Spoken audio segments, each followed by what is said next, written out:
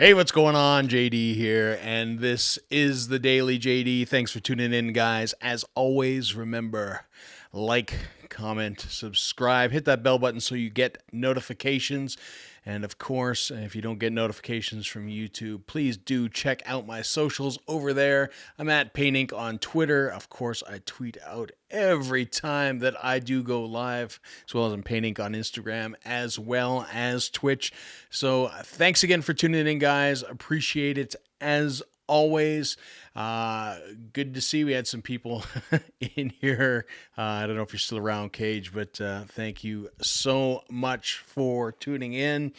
It's getting to that time of year again. Of course, we are into December now. It's only a few weeks away for Christmas. So, of course, with that comes none other than YouTube Rewind. So that video was released today, Rewind for 2019. I'm not sure if any of you have seen it thus far or if that is something that you watch, but it is always something that ends up being talked about after the fact, and of course being released today. You know, it's always interesting to see what they put together. So this year kind of a little bit different in the sense that normally they are bigger productions. They are put together. They will get a bunch of YouTubers and they will put together more of an event than anything else. Of course, things have changed a little bit and for good reason. And the reason being is that in 2018, when they did YouTube Rewind, it became YouTube's most hated video. Basically, the video had over 16 million dislikes. So the YouTube community largely disliked what YouTube was putting out to them. And this year's video might not break that 16 million dislike. I don't think that that's probably possible. Might on the slow burn, but this year it's going to be a largely disliked video as well. And as it stands currently, since it launched today, it has accumulated over 740,000 dislikes on the video, and it largely outweighs the likes for the video, and I think for good reason in a lot of ways. My personal takeaway from the whole YouTube Rewind this year is that it was actually very, very lazy in a sense. It wasn't so much an event as it was sort of a top 10 list. I think they could do that video as well as do an event thing, but to call it a rewind video is kind of takes a step away from it. But to its credit, it wasn't completely disjointed like last year's. I think a lot of people were alienated by last year's videos, hence the 16 million dislikes. But again, creatively, it felt very lazy for YouTube because it was just kind of a clip video. It's something, that you see this time of year at the end of the year because, they don't have people to put together an actual show. They make a clip video and, they can, create some new TV, but it's not really new TV. And I feel that's kind of the route that it went. I mean, you could have just released those stats and somebody actually within the YouTube community could have done that probably just as well, if not better. So I felt it was a little lazy on YouTube's behalf, but it wasn't the K-pop disaster that last year was. Hey, good to see you, Ted. Thanks for tuning in. Good to see you, Josh, as well. Josh says it's weird how many dislikes it all has already. I think it's kind of expected. It's a little more balanced. I mean, there are 750,000 dislikes. I think they're at 450,000 likes. So it's not as lopsided as last year was. And last year was a lot more explosive. I think a lot of people just didn't really know what was going on. I think one of the things that they did this year, they started off with the most liked videos, which of course Mr. Beast was number one in that department because he has been in an absolute tear.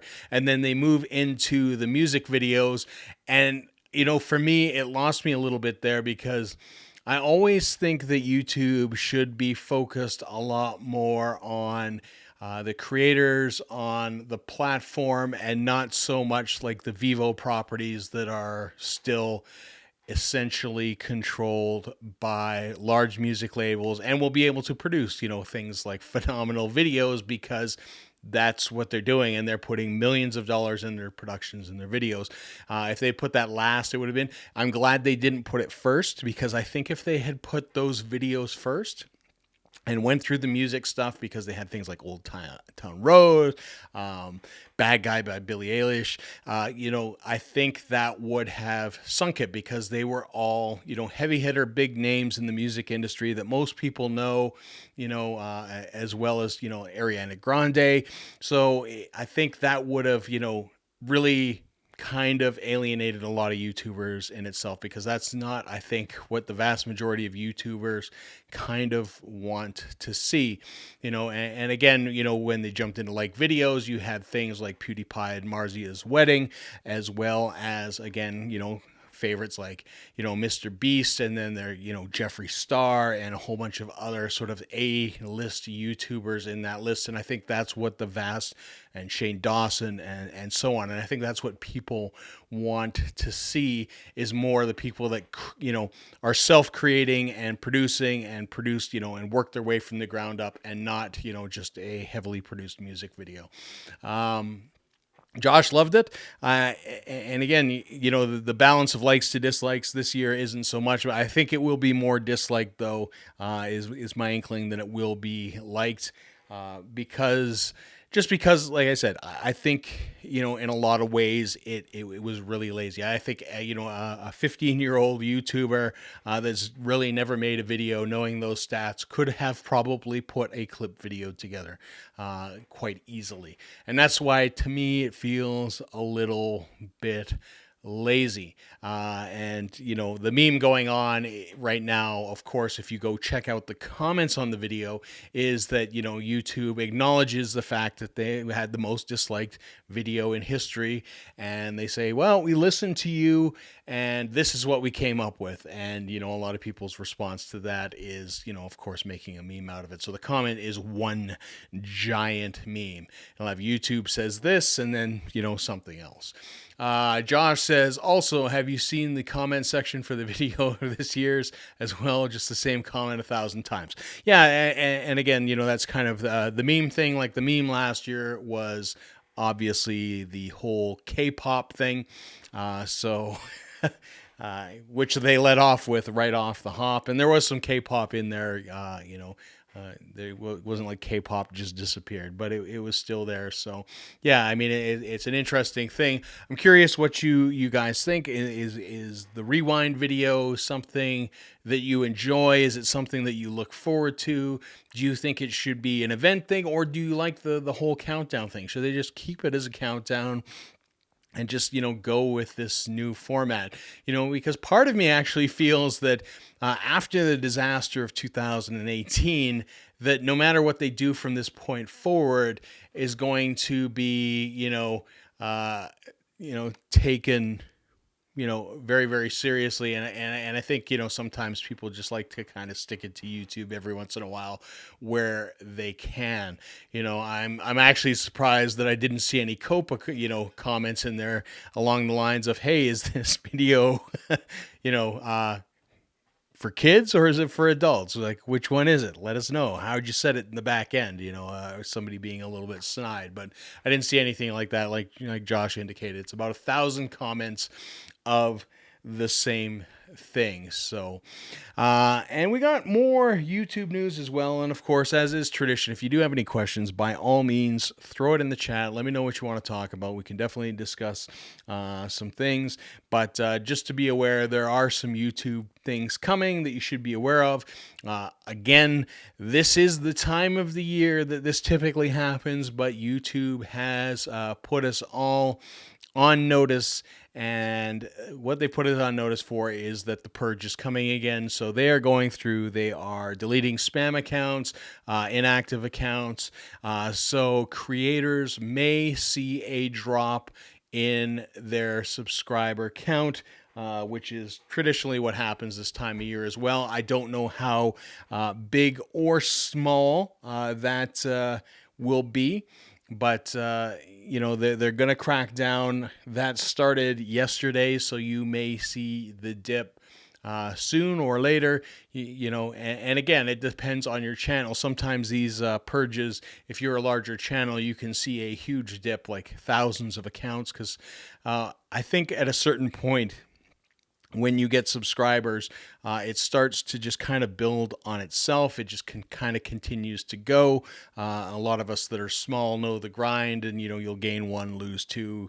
It's a very kind of slow build, but at a certain point, it just kind of starts building on itself as you get more and more views, and your content gets circulated that little bit more. But you can potentially see, and a lot of times it's spam accounts that are adding on. So they're just letting everybody know, just in case you see a huge drop in your numbers, that the reason why. So some other things we can learn from the rewind is that what's popular, what people are watching. Of course, things like drama still reigns big. Beauty channels, guys like Jeffree Star, Shane Dawson, and others. They will sort of dominate their space. If you are in gaming, the big thing is ultimately Minecraft, which surprised me. I was surprised that Minecraft was, sort of the most viewed video game on the platform. Coming in at number 2, Fortnite, which is no real surprise, which I actually thought would have taken top spot, given the popularity of the game and given, how crazy people have been about that game for some time. So again, just kind of interesting things that are going on. One interesting thing that isn't, that wasn't there is that one, being a Canadian and,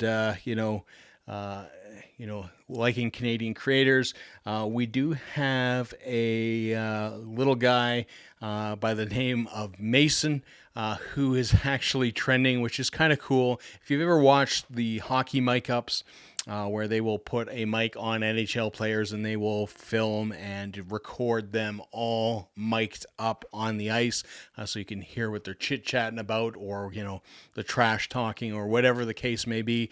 This channel hooked up their son. His name is Mason. Who's 4 years old, playing ice hockey, and he is trending over almost everything, which is really kind of cool. So he's beaten out, popular Canadians like Celine Dion, Justin Trudeau, you name it. Mason at 4 is absolutely killing it, and I think it is a fantastic idea.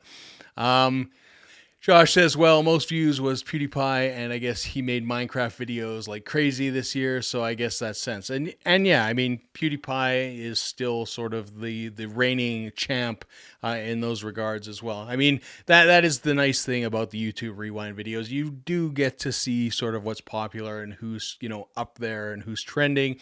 And it's interesting because there are a ton of creators, number one, that I have never seen before in my life, and just surprised. And the other thing is, like, you see the rapid success of some channels. Like, I had no idea they had their top 10 creators, new creators, with multi-million subs within the span of less than a year, which is, to me, a phenomenal feat to be able to do that. I don't know. And I'm kind of thinking I need to go and take a look and see what these kind of channels are and what's, where they gain their success. If you take a app like Social Blade, you'll be able to sort of deconstruct where they sort of blew up. You'll be able to see their view counts, and then at some point you'll obviously see a spike, and then you could probably see what caused that, whether it was a certain video or whether it was just, kind of a general exponential thing. But, to be able to start a YouTube channel and in less than a year, rocket well over 1 million subs is one hell of an accomplishment. And, it's, there's lessons to be learned in that, And again, sometimes it's just a matter of being lucky. It's a matter of having the right formula. It's having the right personality, being the right person. We always talk about kind of star power. That there's a lot of people out there that they're just generally good in front of a camera. They're easy to watch. They're very, very likable individuals. They're just kind of the beautiful people, and they just sort of accelerate to that point. So I mean, it'll be interesting to go and see number one, what the content of those channels are, and sort of what the formula, and try to deconstruct a little bit what is going on there.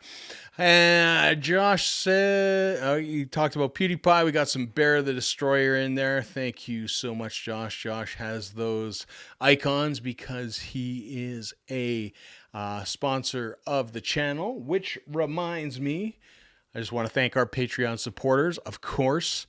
That is none other than Reviewy McReviewface. So thanks for your support, Reviewy, month after month. Always helps make things good. And of course, we've got our YouTube sponsors, which is none other than Josh WRB and, of course, Mum's Universe. Links to all their channels are in the chat there. Please do check them out. They all put on some great content out there. So check those guys out. And thanks again, guys, for supporting Month Dinner. Josh says formula for sure.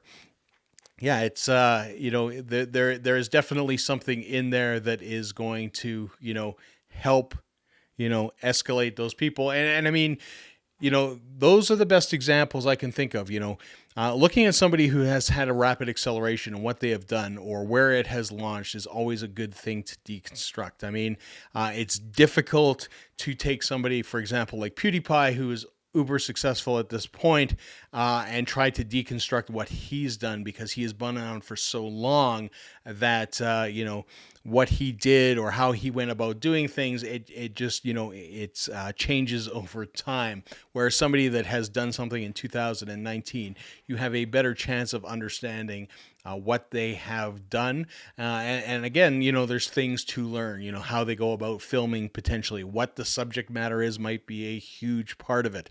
It really kind of depends. And, taking a look at those videos, it can definitely help you along. I mean, as a creator, you should be watching other creators anyways, to kind of, figure out, where you want to go, figure out what you like about people and adopt some of those practices versus, people that you might watch and things that you don't like, and knowing the things that you want to stay away from. So, I mean, it's always good to kind of, continue to grow, and that can be a slow process. I will be the first to admit, for me, I'm a slow adapter to changing stuff. I will do things and I will, slowly adapt and, make small changes. And it takes me a while to do that. But again, what I do is, a side, because I do work full time and I do have business stuff that I need to take care of. So, dedicating all my time to YouTube isn't necessarily always possible, although I do dedicate a chunk to it, and I do make sure that I do things such as this live stream, as well as try to put a video a week as kind of my goals. Speaking of new things coming, I start taping the new podcast coming up, which I haven't released the name yet, but it is coming out probably in the new year. So we start taping episodes this month, so hopefully I will have a nice stockpile prior to the release date, and then I can have a nice easy transition instead of kind of the working this week to produce what's going out next week. I like kind of having that little bit of a buffer. So that's kind of what I got for you guys. It's not a ton of stuff. I just kind of wanted to talk about the YouTube Rewind. Wanted to let you all know, be aware that YouTube is purging inactive, closed, and spam accounts. So you may see a hit to your YouTube subscribers this week. And, beyond that, not much. Hey, good to see you, Woodrow. Thanks for tuning in. He says, "Hey, at Josh, I'm pretty sure I've already said it, but in case I didn't, great short film that you guys made. I really enjoyed that. Awesome. That's really good to hear. That's a super. It was a super fun project. And you can check that out. Josh's link is in the channel there, and you can see, I think that was the last video that you put out. I'm not sure if there's anything else in between there. If there is, I apologize. I haven't seen it yet. But you can check that out on Josh WRB's channel, and on this channel as well. You can check out last week's video. Here is behind the scenes. Don't worry, it doesn't give anything away. You can watch that, and that directly links you to Captive, which was made for the 48-hour terror challenge, and directed, produced, filmed by none other than Josh WRB. So yeah, like I said, I mean, not a ton of other stuff other than the YouTube Rewind. If you haven't watched it, like I said, it is more of a countdown video. Hopefully, like I said, it just feels to me a bit lazy. I guess the big thing for YouTube is that they didn't have to spend a whole ton of money flying a bunch of people in and filming it and editing it and, plane tickets and all that kind of stuff and, storyboarding it and all this kind of stuff. They just had to say, okay, pull the stats. What's the most popular? Let's put it in the video. Let's get Casey Neistat to run the introduction. And that's kind of it. There we go. Mom says, jalapeno, you're welcome. 100 film. There you go. Nope, I'm on a break again. Laugh out loud, which is good. And that's the other thing as well, is that it's always good. And this time of year is kind of good to take a break and kind of take a little bit of time to slow down. Christmas coming. It's good to spend time with family and enjoy that time rather than, having that full court press that typically for most of us goes all year round. I know myself, the nice thing about the work that I do is that it does slow down, and that, I've always been good at, taking those holidays. So I'm taking, kind of like a 2-week Christmas break. Although that being said, I am still filming some of the new podcast, and I do have to, get going on those assets. I do need to get that logo. I need to get a logo done, something fierce, because that's kind of my big holding point at the moment. But we will get it done. We will get it all done. So again, if there's any questions, throw it in the chat. That's all I have time for. I'm going to smash that the like button. You can smash the like button. I'm going to click the insert ad button. Whether you see an ad or not is an entirely different thing. Interesting thing enough, I will mention with the streaming though, is that for whatever reason, my streams have all been yellow hit every time I sort of publish them for the last few weeks. I don't know what's going on with those. I always have to appeal going forward, but hopefully I will get back in the favor of the algorithm there. I don't know what's going on, but hopefully all good, because I've been mostly talking about YouTube. I guess maybe YouTube doesn't like you talking about YouTube. I don't know what the deal is there, but who knows? So that's essentially all I have for you guys. It's like I said, it's been a relatively quiet week in the sense that just working on a couple client projects, and trying to get out and fly the drone when the temperature is enough and there isn't enough wind, because I've been enjoying that, and I unboxed that this week. I've been super enjoying that. Nice to get out and not have to drive 50 miles to go fly the damn thing, which is cool. But yeah, other than that, not a ton of stuff. So I'm going to leave you guys at that. Thanks again. Hope you guys have a fantastic weekend. And until next time, see ya.